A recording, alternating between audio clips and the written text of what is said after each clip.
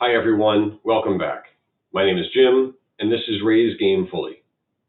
In this second introductory video, I want to take a little time and talk about the types of campaigns I've run in the past, the campaign I'll be showing you online, and some of the differences you may notice between the newer and older versions of Dungeons & Dragons.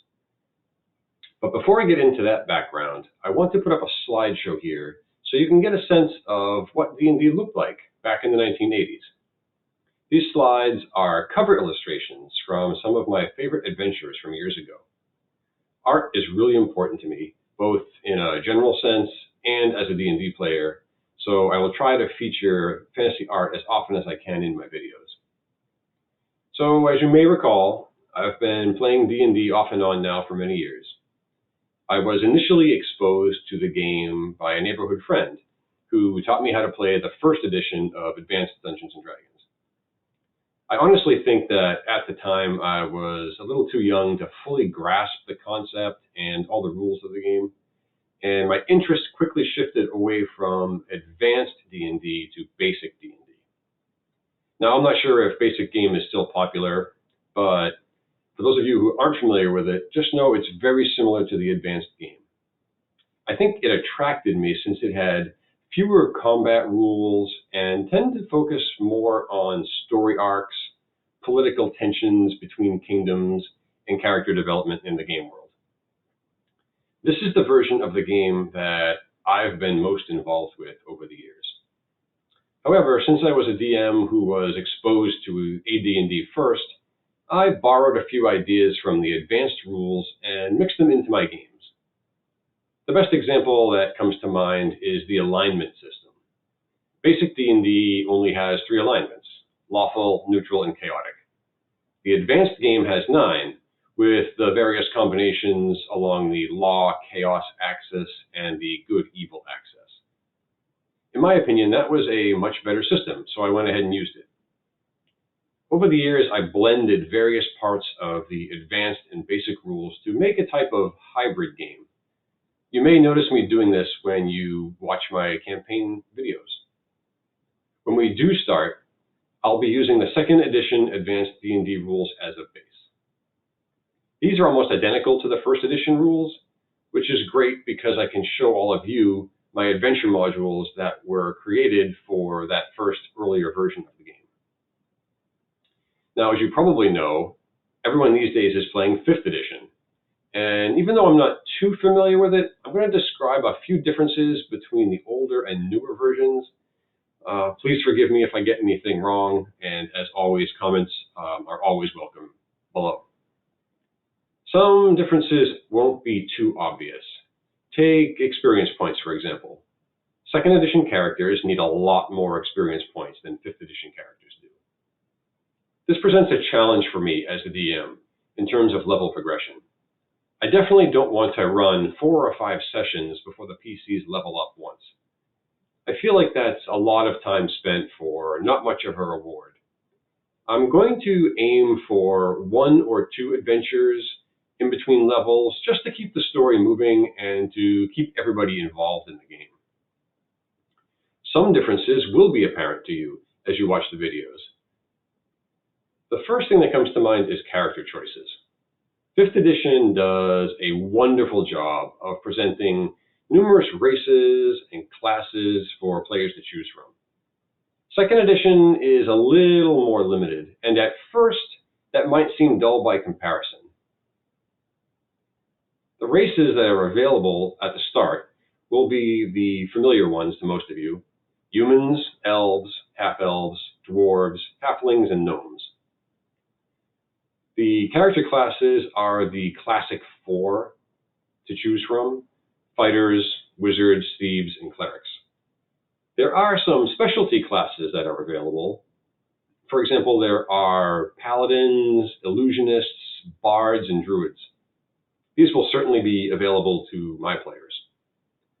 One wonderful part of edition 3.5 that I may play around with is the concept of prestige classes.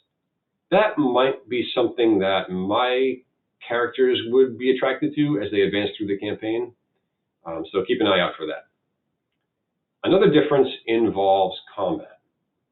The first example that comes to mind is armor class.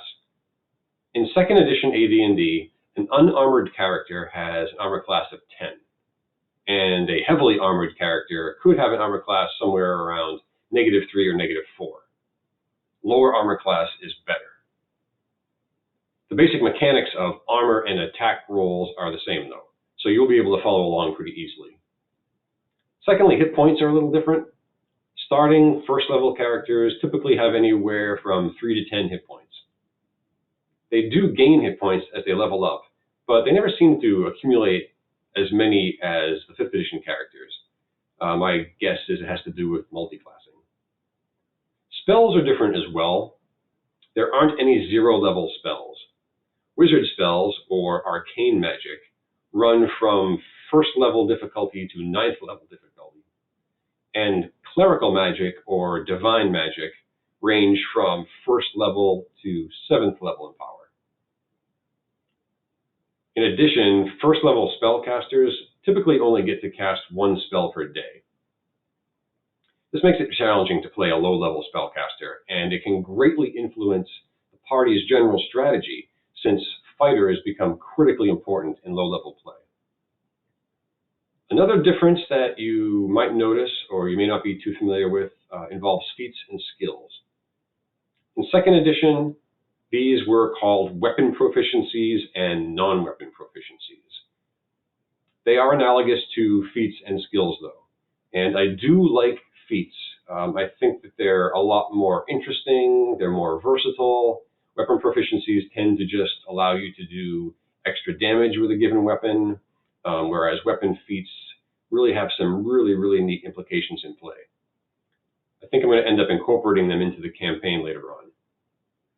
You will notice, as you watch, that I don't play with miniatures or battle maps. I never really played with them. Nobody I played with them. And I've just become used to not using them and running combat in my imagination. It's kind of more immersive that way. You have to describe the combat and envision it in your head. Those are the main differences that I can see as you watch my videos. Everything else should seem familiar to you as you watch our campaign unfold. I'm really fond of making a cohesive story arc where players can really get into their characters, discover new places, unlock abilities, solve puzzles, and most importantly, have fun. I really think my players will enjoy this part of the game. My next video will be our first game session. I'm super excited about that. I will switch things up a bit for you guys visually too, so be sure to check out that video. And afterwards, I will post a video called Behind the Screens, in which I will show you all the details of the adventure that I ran in the game session. These are usually reserved for the DM, so it's kind of a secret thing that I'm revealing. I really hope you will join us. Thank you again for watching. My name is Jim. This is Raise Game Fully, and be kind to your fellow players.